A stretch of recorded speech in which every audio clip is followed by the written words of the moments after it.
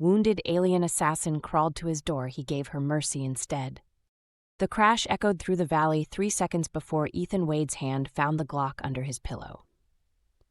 He was on his feet, barefoot on cold wood, weapon ready. 4 years of isolation hadn't dulled the reflexes that kept him alive through operations across 3 continents. Something large had just torn through the tree line west of his property. Ethan moved to the window, scanning the forest. Snow had fallen during the night. Movement caught his eye. A dark trail cutting through fresh powder, leading toward his cabin. Too deliberate, too straight. He pulled on boots and a jacket, chambered around, and stepped onto the porch. His attention locked on the trail, dark against white, still steaming. Then he saw her. She lay crumpled at the base of his porch steps, one hand reaching forward. Her skin glowed faintly blue in the darkness. Silver-white hair spilled across the snow, matted with dark fluid leaking from wounds. Ethan's weapon stayed level as he approached, alien. She wore tactical armor, black, form-fitting, torn by energy burns. Weapons hung from her belt and thigh holsters. He knelt beside her, checking angles. The forest remained silent. He pressed 2 fingers against her throat. Her skin felt wrong, cooler than human, textured like leather.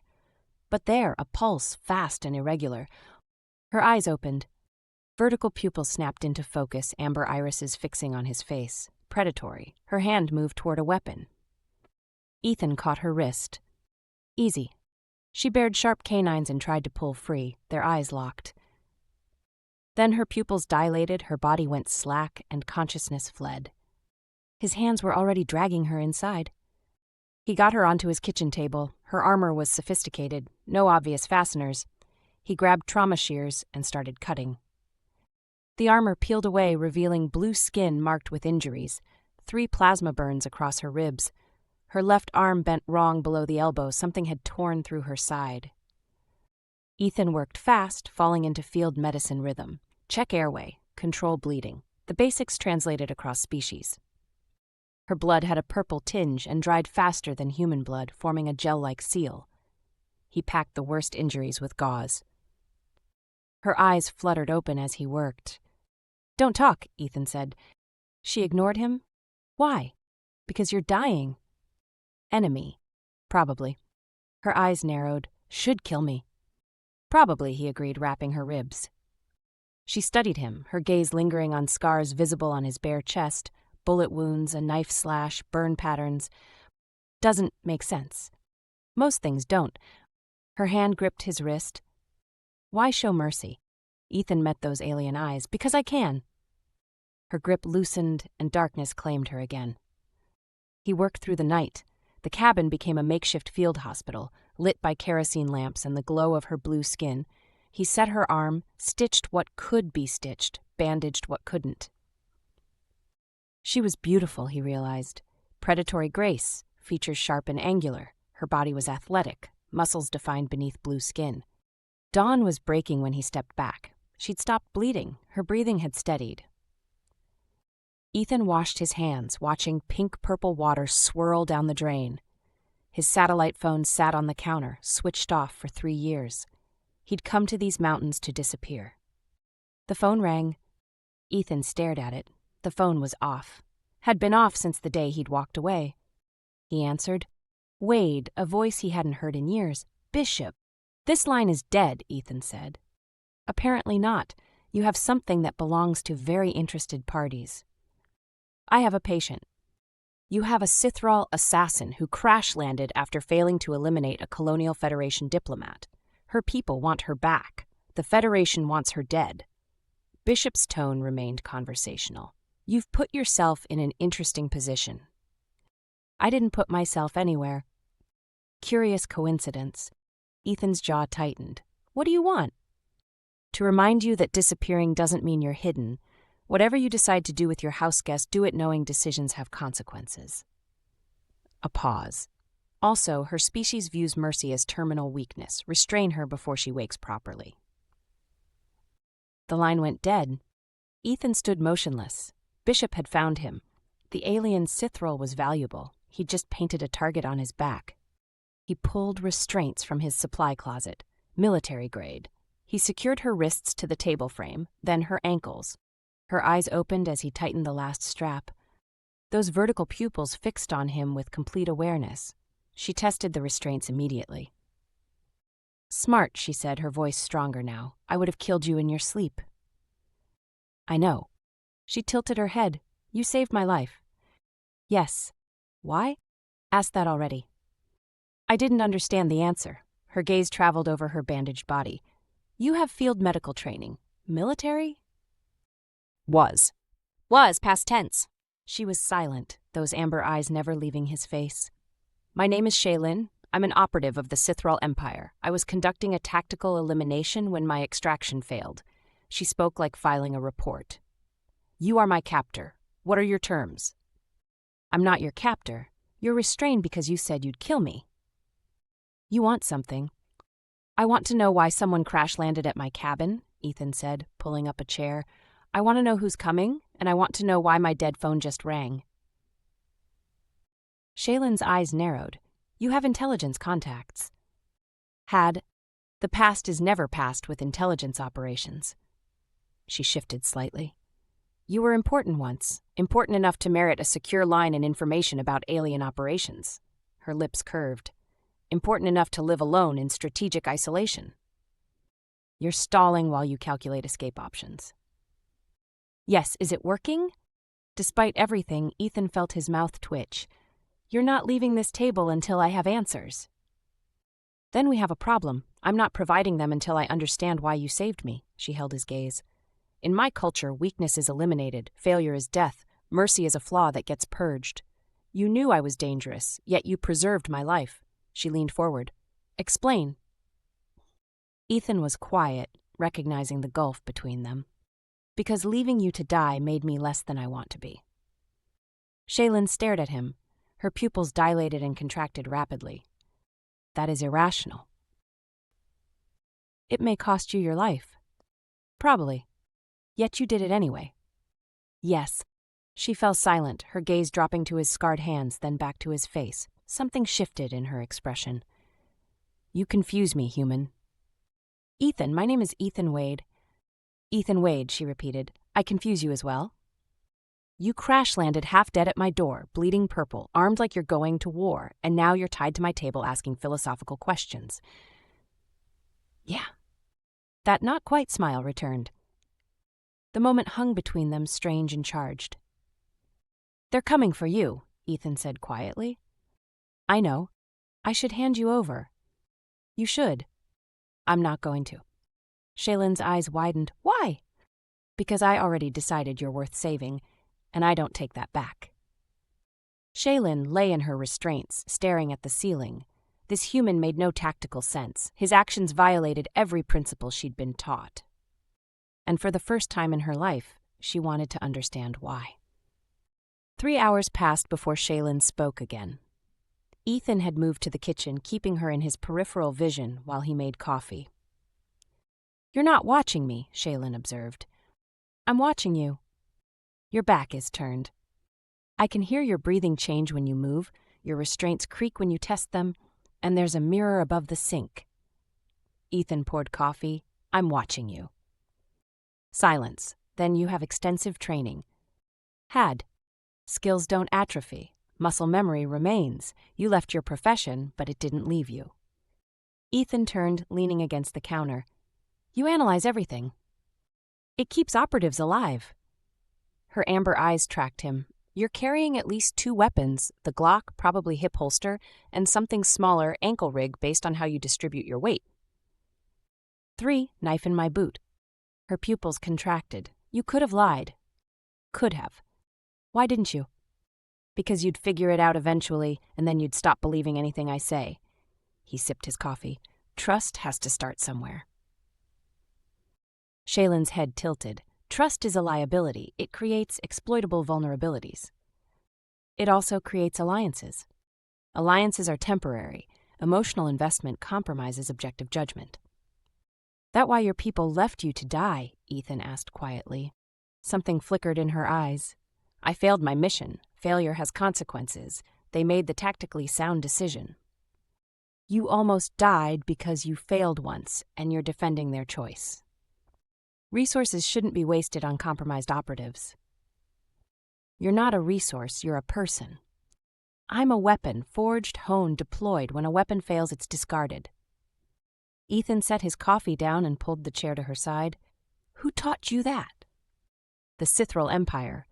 From selection for operative training we learn, emotion is weakness, mercy is failure, individual value is measured by mission success. Her voice remained clinical. It's efficient. It produces people who think they're weapons.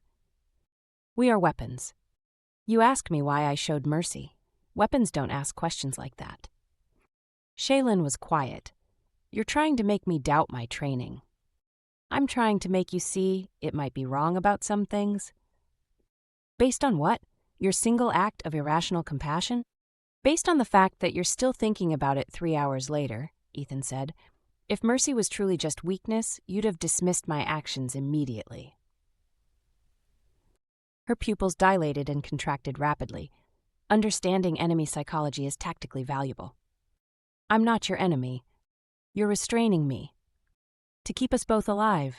He leaned forward. Tell me about your mission, the one that failed. Shae'lynn studied him, then surprisingly she spoke. The target was a Colonial Federation diplomat named Aldrich Vashon. He was negotiating a defense treaty. My orders were to eliminate him and make it appear natural. But something went wrong. He had a daughter, 8 years old. She came home early from school. Shae'lynn's voice remained flat. She found me in her father's study. I had 30 seconds to complete the mission before security arrived.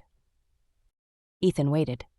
I hesitated. The child was crying. She didn't understand. And I paused 3 seconds. You couldn't kill a child. I couldn't complete mission parameters, Shae'lynn corrected, but her tone wavered. Those 3 seconds allowed the father to trigger a silent alarm. I was forced to abort. You couldn't kill that child. Collateral considerations aren't relevant. They're relevant to living with yourself afterward. Shae'lynn's eyes narrowed. You think I have regrets? I think you crashed at my door instead of trying to make it to your extraction point. I crashed because my ship took fire. You crashed here, at the one cabin within 100 miles. Ethan held her gaze. Bishop said it wasn't a coincidence. Shae'lynn's jaw tightened. You're suggesting I subconsciously sought human contact. You couldn't kill that child. Your people abandoned you. Now you're interrogating me about mercy. He leaned back. Maybe part of you is looking for proof there's another way to live. The silence stretched. Outside, wind rattled the windows. Shae'lynn spoke, her voice quieter. What was your mission? The one that ended your career? Ethan was quiet. Protection detail. High-value targets in hostile regions. My team, 6 of us, Sentinel-6, kept diplomats and aid workers alive. For 3 years, we didn't lose a single protectee, prevented 17 assassination attempts, dismantled 3 terrorist cells. You were successful. Very. Then politics got involved. What happened? We discovered one of the diplomats we were protecting was using aid shipments to smuggle weapons, selling them to both sides of a civil war. Ethan's hands tightened.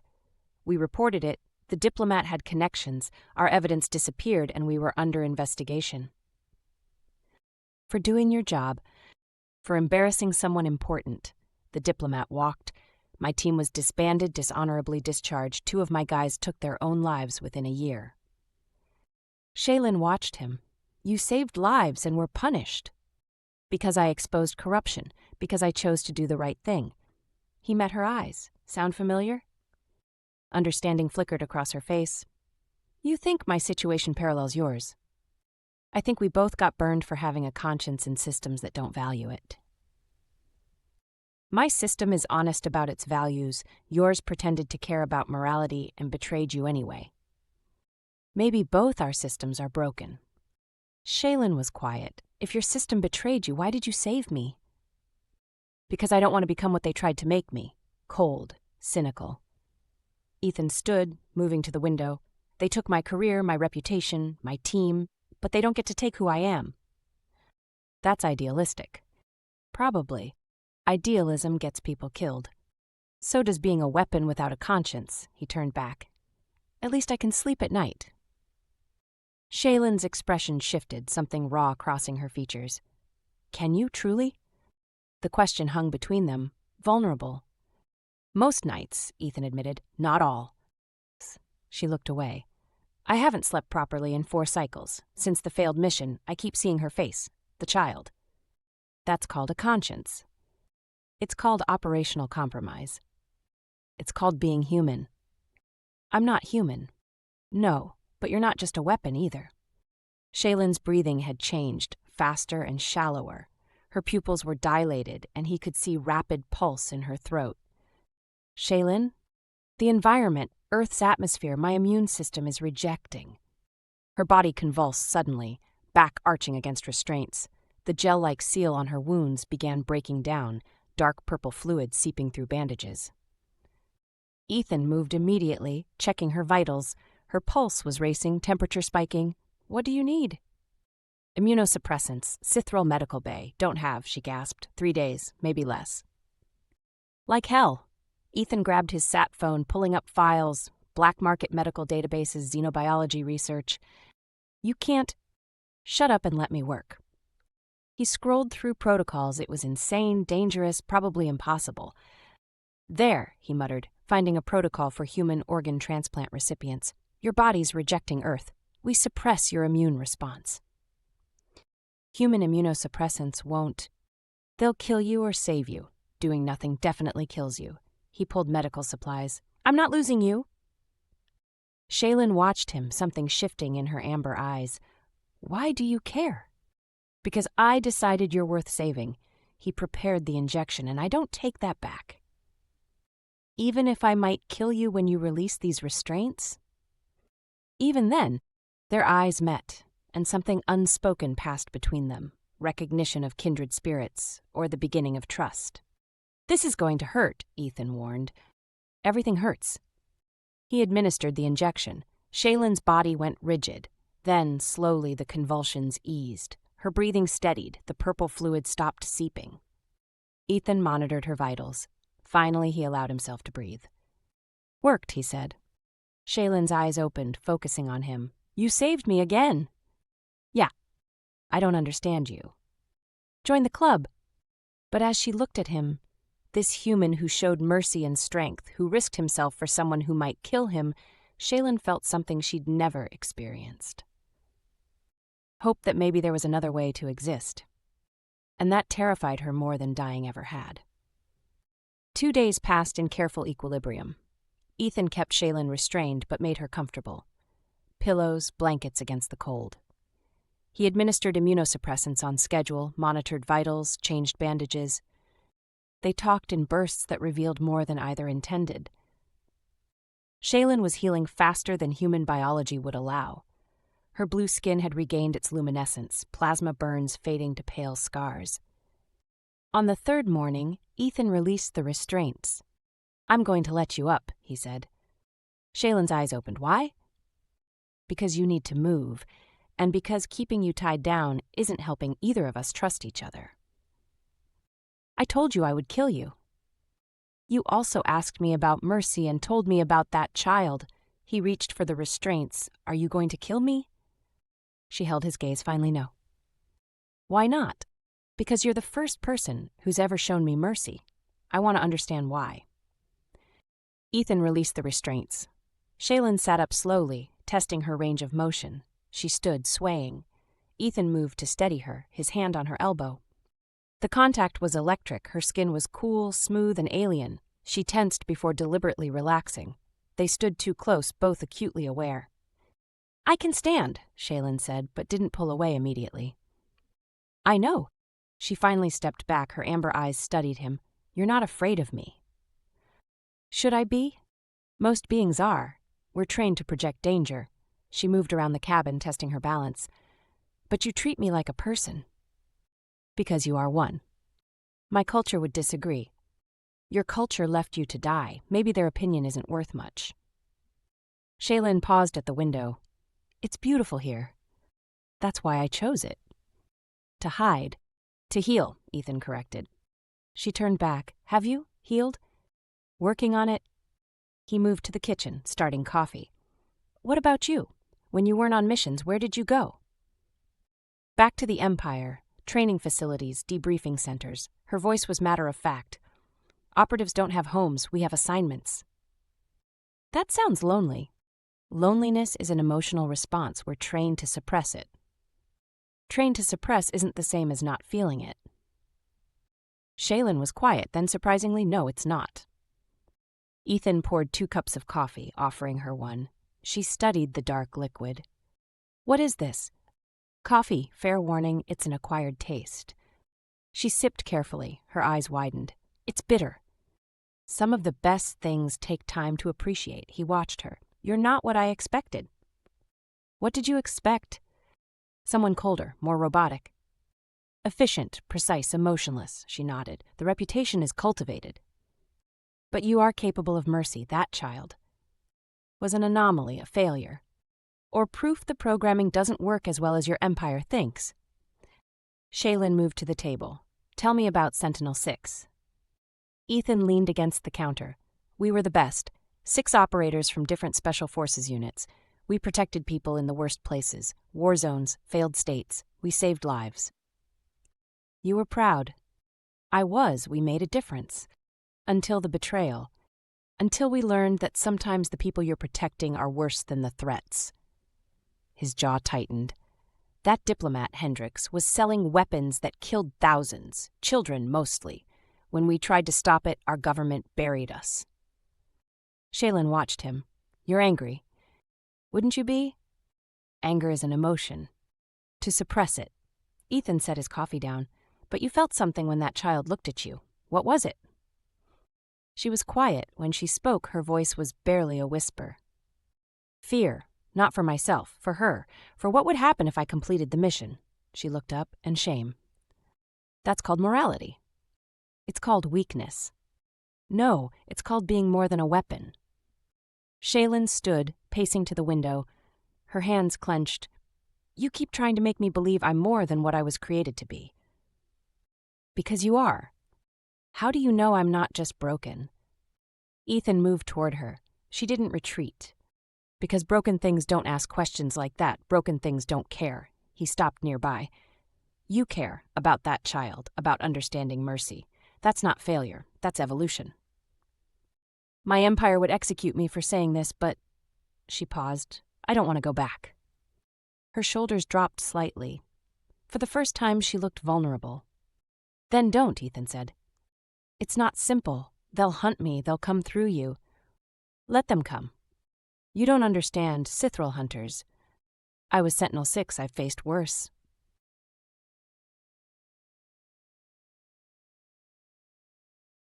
Ethan's blood went cold. Where? In intelligence briefings, human operators of exceptional capability, strategic threats. She moved closer. But the files said Sentinel-6 was disbanded. They were. Yet here you are, her head tilted. What happened to the others? 2 dead by their own hands, 3 vanished, new identities. His voice was flat. I'm the only one who kept my name. Why? 'Cause they took everything else. They don't get my name, too. Shae'lynn was inches from him. You're not just good, you're legendary. My empire flagged you as a strategic asset. Threat. Both. Her voice dropped. They sent operatives to Earth to study human military capabilities. Her eyes locked on his. You were on that list. The implications hit him. This wasn't random. You didn't crash here by accident. I crashed because my ship took damage. But you were in this region for a reason, studying me. She didn't deny it, yes. The word confirmed what he'd suspected since Bishop's call. Were you going to kill me? No, my mission was intelligence gathering only. She held his gaze. But others will come. Once they realize I've failed to report, they'll send hunters. How long? Days, maybe a week. His tactical mind ran scenarios. Then we prepare. We? You don't want to go back. That means we're on the same side. He moved to a cabinet, pulling out weapons, rifles, ammunition, tactical gear. I'm not handing you over, and I'm not letting them take you, so we prepare. Shae'lynn watched him with wonder. You're willing to fight my empire, for me. I'm willing to fight anyone who thinks they can take people from my home. He checked an AR-15. Besides, I've been looking for a purpose. Looks like one just found me. You're insane. He looked up. You in? Shae'lynn stared at him. This human who showed mercy and readiness for violence equally, who was willing to stand against an empire for someone he'd known 3 days. Something shifted in her chest, an emotion she had no training to suppress. She smiled, genuine, unguarded, transforming her face. I'm in. They had 4 days. 4 days of preparation that transformed Ethan's cabin into a tactical fortress. Shae'lynn's knowledge of Sithral hunter protocols, combined with his expertise in asymmetric warfare, created defensive layers that would make any assault costly. They'll come at dawn, Shae'lynn said, studying the perimeter. Sithral doctrine favors low-light conditions when human visibility is compromised. Then we adjust. Ethan finished wiring the last proximity sensor. Motion-activated floodlights, thermal imaging, overlapping fields of fire. The work brought them into constant proximity, brushing past each other, her hand steadying his fingers checking the tactical vest he'd modified for her. Each touch was electric. On the 3rd night, they sat reviewing defensive positions. Maps covered every surface. 3-person team is standard, she said, marking positions. Krathvor will lead. He's brutal, efficient, loyal to Empire doctrine. Good, I don't want to negotiate. She studied his face. You're comfortable with this, the coming violence. This is what I was trained for. He met her eyes, protecting people who need it. I'm an enemy operative. You're someone who chose conscience over orders. Shae'lynn was quiet. Then, in Sithral culture, warriors who fight together often bond, physically. It releases tension, builds cohesion. The air between them suddenly felt thicker. Is that what you want? I don't know what I want, she admitted. I've never been allowed to want anything. But when you touch me, I feel something my training has no protocols for. What do you feel? Alive. For the first time I feel alive. Ethan stood slowly, moving around the table. He stopped in front of her, close but not touching. I don't need rest. Her amber eyes locked on his. I need to feel something other than fear and training and duty. Ethan reached out slowly. His fingers traced her jaw, smooth blue skin, cool but warming under his hand. She leaned into the contact. I'm not human, she said quietly. She rose, closing the distance between them. I've killed people, Shae'lynn said. I've killed people too. His hand found her waist. We're both exactly what we were made to be, and we're both trying to be something more. What if I don't know how? Then we'll figure it out together. She kissed him. It was tentative at first. Her lips were softer than he expected. Then the kiss deepened, uncertainty giving way to need. His hand slid up her back, pulling her closer. She responded with surprising strength, fingers tangling in his hair. The kiss broke, both breathing hard. Your quarters, she said, now. They made it 3 steps before kissing again, harder, urgent. Ethan backed her against the wall, his mouth finding the curve of her neck. She gasped, and her hands worked at his shirt. Wait, he said, pulling back. Are you sure? I've never been sure of anything, but this feels right. Her fingers traced the scars on his chest. Show me what it means to choose. They moved to the bedroom, shedding gear and clothing. When skin met skin, blue against tan, alien against human, clinical precision gave way to something primal and tender. Ethan mapped her body with hands and mouth, learning her differences. Her skin was cooler but warmed quickly. When he found sensitive areas, her back arched and she made sounds that needed no translation. Shae'lynn was equally curious. Her touches were exploratory, then bolder. She watched his reactions, learning what made him gasp. They came together with surprising compatibility, her body accepting his, pleasure building in waves that transcended species. She moved with him, against him, her strength matching his. When release came, it shattered them both. Shae'lynn cried out, raw and unguarded, before melting into his arms. Ethan followed moments later, burying his face in her neck. They lay tangled together afterward, breathing hard. Her head rested on his chest, his fingers traced patterns on her blue skin.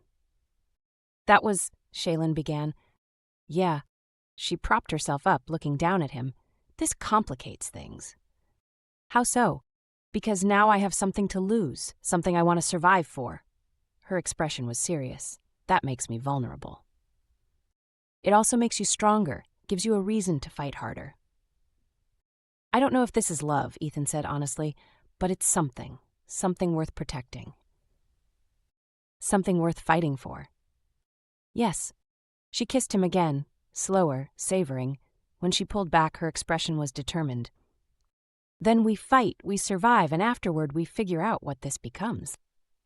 They stayed in bed until exhaustion claimed them. Tomorrow would bring violence. Tonight was theirs. Dawn came too soon.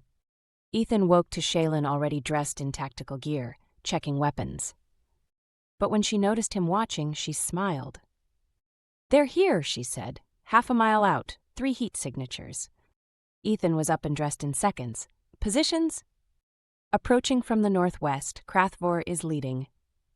They moved through the cabin, taking up defensive positions. Ethan at the primary firing position, Shae'lynn covering the secondary approach.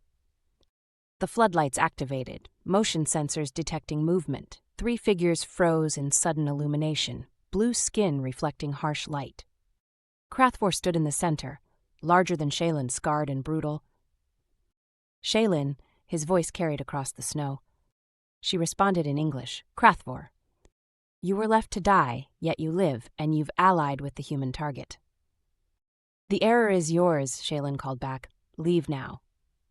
"You know doctrine. Failure is death. Desertion is death." Krathvor's hand moved to his weapon, "And the human has interfered with Empire operations." "Then come try," Ethan said, rifle steady. "See what happens when you underestimate humans." Krathvor smiled, cold and predatory. The battle began with plasma fire. Krathvor's team moved with practiced coordination, suppressing fire while advancing. Ethan had prepared for this. He returned fire in controlled bursts, forcing them to cover while Shae'lynn flanked. The exchange was brutal. Ethan's marksmanship against alien weapons technology, Shae'lynn's knowledge of their tactics against their training. One hunter fell to Ethan's rifle, another to Shae'lynn's precise shots. Krathvor dove behind cover, reassessing. "You fight well, human, but you cannot win. Watch me." Krathvor changed tactics, using terrain to advance. He moved with terrifying speed, closing distance. Ethan tracked him, but the Sithril was fast. The fight went close quarters. Krathvor breached through a window, plasma weapon raised. Ethan met him, rifle up. They exchanged fire at point-blank range. Ethan took a glancing hit to the shoulder, searing pain that dropped him to one knee. Krathvor advanced, weapon aimed at Ethan's head. Shae'lynn appeared in the doorway behind him. "It's over," she said, weapon steady on Krathvor's back. Krathvor turned slowly. Purple blood seeped from wounds in his side. "You've chosen them over us." "I've chosen myself," Shae'lynn corrected, "something you never learned to do." "The Empire will send more. They always do." "Maybe, but I'll be free of you." She pulled the trigger. Krathvor fell. Silence descended on the cabin, broken only by Ethan's labored breathing. Shae'lynn rushed to his side, examining the plasma burn. "How bad?" "I've had worse," Ethan managed. "You're lying." "Yeah." She worked quickly, applying field dressings. Her hands were steady despite everything. "You saved my life again." "We saved each other," Ethan corrected. "That's how this works now." She met his eyes, and something passed between them. Understanding, acceptance, commitment. They'd crossed a line together. There was no going back. Outside, dawn broke fully over the mountains. The battle was over. They'd survived. But as Shae'lynn finished bandaging Ethan's wound, both knew this was only the beginning. The days after the battle passed in a haze of healing and planning. Ethan's shoulder wound was severe. The plasma burn had cauterized nerve endings and damaged muscle tissue. Shae'lynn tended to him with surprising gentleness, her clinical training giving way to something softer when she thought he wasn't watching. "You need proper medical care," she said on the 3rd day, changing his dressing. "This is beyond field medicine. Can't exactly walk into a hospital with an alien plasma burn." "Then we find another way." Her fingers were careful around the wound. "I won't lose you to infection because you're too stubborn to ask for help." Asking for help is what got us into this mess. "No, showing mercy is what got us into this mess." She met his eyes, and I wouldn't change it. The admission hung between them. In the days since they'd fought together, slept together, bled together, something had shifted. The attraction was still there, electric and undeniable, but it had deepened into something neither could name but both recognized. "Bishop called again," Ethan said, watching her work. Shae'lynn's hands stilled. "What did he say?" "That the Sithral Empire has flagged Earth as a strategic concern, that Krathvor's team going silent has triggered a diplomatic incident, and that I should probably disappear before both sides decide I'm more trouble than I'm worth." "Will you disappear?" "Where would I go?" Ethan gestured at the cabin. "This is my home, small as it is, isolated as it is. It's mine." "Then we make our stand here." Shae'lynn finished securing the bandage and sat back. "You think I'm leaving after everything?" "Your empire wants you dead. My government probably wants to dissect you. Staying together makes us both targets." "We're already targets." She stood, pacing to the window. Snow had begun falling again, covering the bloodstains from the battle.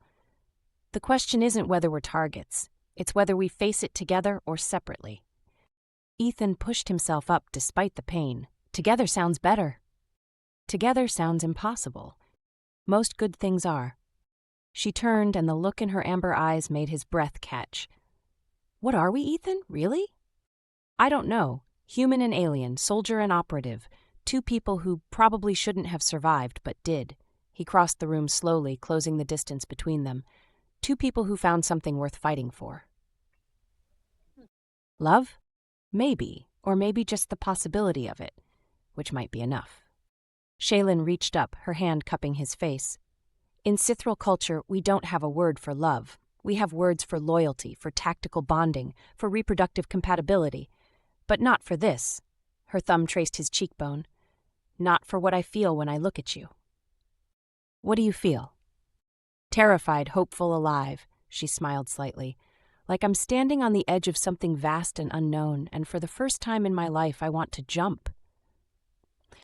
Ethan kissed her then, soft and slow, a contrast to the urgency of before. This wasn't about need or fear or tomorrow's uncertain violence. This was about choice. About two people from different worlds deciding that the space between them was worth bridging. When they broke apart, Shae'lynn rested her forehead against his. "I transmitted a message," she said quietly, "to the Sithral Strategic Command." Ethan tensed. "What kind of message?" "A warning. That humanity is not what they think. That your capacity for mercy doesn't make you weak. It makes you dangerous. That any species capable of showing compassion to their enemies while simultaneously being willing to fight to the death for them is a strategic wildcard the Empire hasn't calculated for. They'll see that as a threat." "Good. Let them." She pulled back, her expression fierce. "Let them understand that humans don't fit their models, that you can't predict people who operate on principles instead of pure tactical advantage." "You're starting to sound human." "Maybe I'm starting to understand what that means." The sat phone rang. Both of them tensed. Ethan answered. "Wade," Bishop's voice as unremarkable as ever. "Interesting developments. Always are with you. The Sithral Empire has formally requested diplomatic negotiations. Apparently, one of their operatives sent a rather compelling analysis of human strategic capabilities. They want to discuss terms." Ethan looked at Shae'lynn, who had moved closer, listening. "What kind of terms?" "Mutual non-aggression, intelligence sharing, and notably asylum for defecting operatives who demonstrate strategic value." Bishop paused. "Seems someone made quite an impression." "What's the catch?" "No catch. Well, except that you and your new partner will likely be asked to testify before multiple committees, submit to extensive debriefings, and probably become the most watched humans on the planet." Bishop's tone was dry.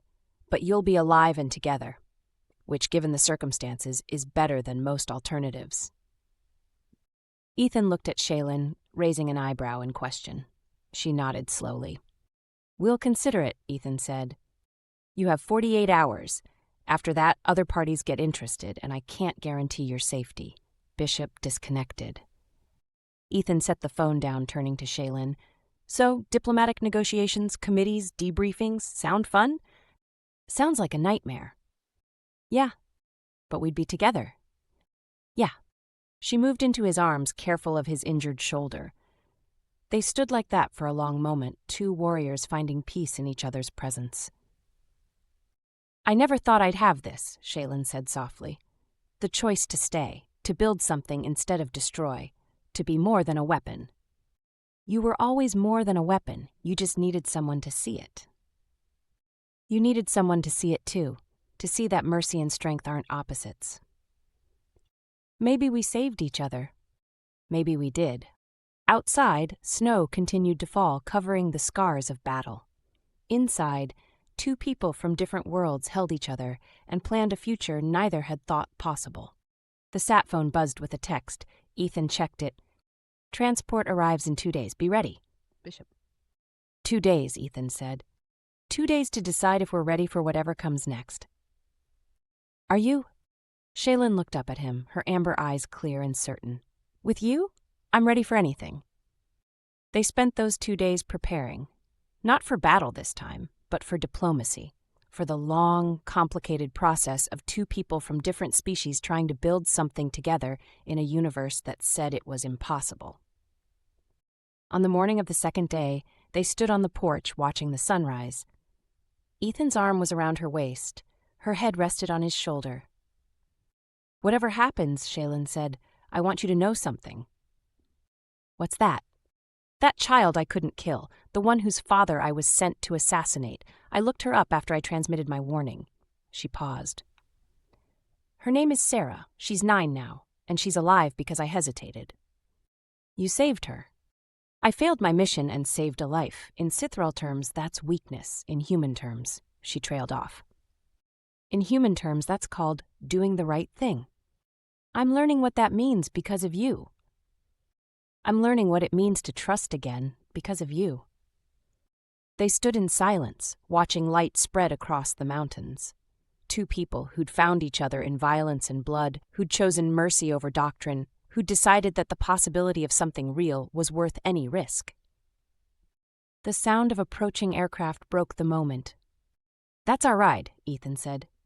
"Then let's go face the future." They walked down from the cabin together, hand in hand. Human and alien, soldier and operative. Two people who'd learned that sometimes the most dangerous thing you can do is show mercy to your enemies, because it might just change everything. Behind them, the cabin stood empty, but not abandoned. They'd return someday, Ethan thought, when the committees and debriefings were done, when they'd navigated the impossible complexity of building a life together across species. They'd return home, together.